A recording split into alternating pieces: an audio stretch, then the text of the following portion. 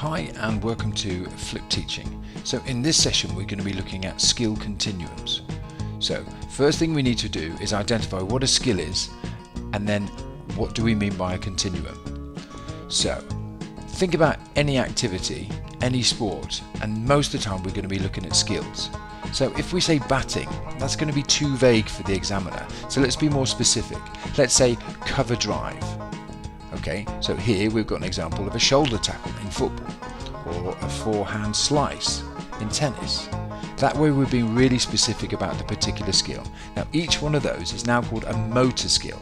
Skills that involve muscle movement, smooth executive movements, or an executive motor program. And examples would be a pass in rugby or football. And each one of those is broken down into what's called sub-routines.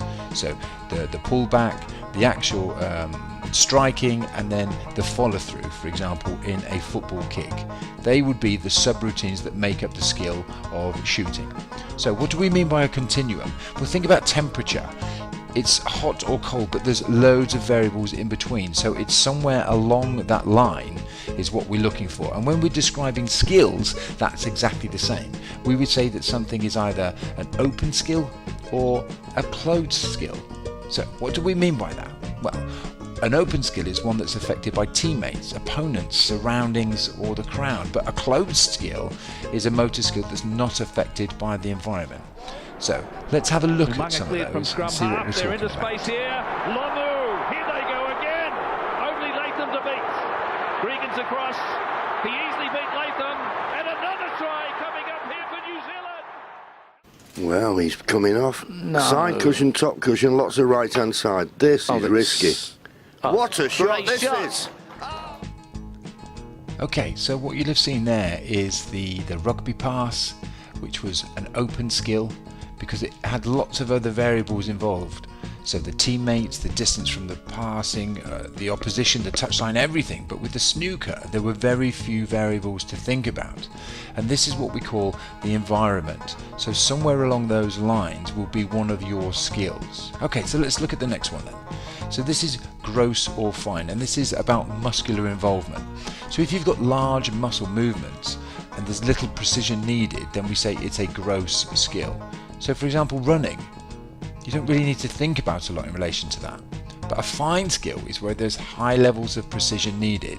So think of accuracy, so think of archery, shooting, and where would you put tennis serving? Alright, again, let's look at the next one then. So this is discrete, serial, or continuous, and this is the continuity continuum. So let's have a look at the videos and see if you can identify which one is discrete, serial, and continuous, and then we'll have a look at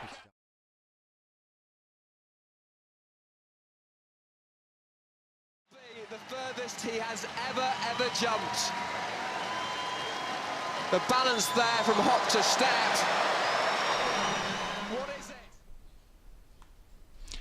Okay, so in that section there we saw the discrete, serial and continuous. So the discrete was the cricket catch. That had a clear start and finish.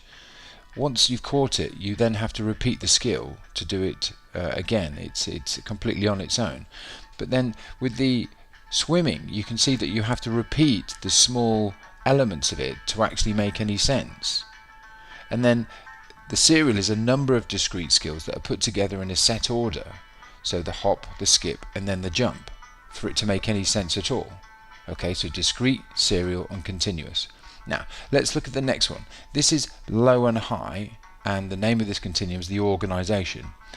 Now, this one is about the ability to break down the skill into small sub-routines and how easy that is to do. So if you think of a golf swing, for example, you can't easily break that down. Ultimately, you can slow it down, but you still have to stroke through to practice the skill. Now compare that against the triple jump. You can easily practice the hop phase, the skip phase, and then the jump phase. So therefore they are low and high in organisation. So where would you put a football pass on the continuum? Okay, yeah, and I'd probably put it towards the higher end of the continuum because ultimately you do need to kick through the ball. Alright, now, this next one I think is quite easy. It's self or externally paced. So if you take sailing as a really good example of an externally paced one, it's down to the wind. There is no other thing that's going to help you move or pace the skill. But with the self-paced one, obviously you determine how fast you swim. The only element is, there may be a timer of 2 minutes for you to perform the activity. And again, what about football pass? Is that self-paced or externally paced? And it's your ability to put that where you think. All right, now the next one is the simple and complex. This is the difficulty. So here, if you've got a small number of subroutines, and speed isn't really essential, there's not a large amount of information to process, and there are very few decisions that you need to make. For example, swimming or cycling, we say that is a simple skill. But if you've got a high perceptual load, lots of decisions to make, for example, a somersault in gymnastics or a tennis serve, then we say that this is a very complex skill. So it's the amount of things that you have to think about in that very short time frame. All right, so let's do a knowledge checker. So here's a question. The classification of motor skill is often used to determine the most effective practice. Using a motor skill of your choice, mark its position on the following continuums and then justify your choice. So the first thing is you need to understand each one of the continuums. So here we've got self or externally paced. So I'm going to say self because there is a limited constraints to when I throw the discus, and so that shows the examiner that I know the activity, which is discus, and I know that it's going to be more self-paced than not. Alright, and then a simple or complex. So this was the difficulty, wasn't it? So it's simple because when running there are limited issues around timing and there are a few subroutines.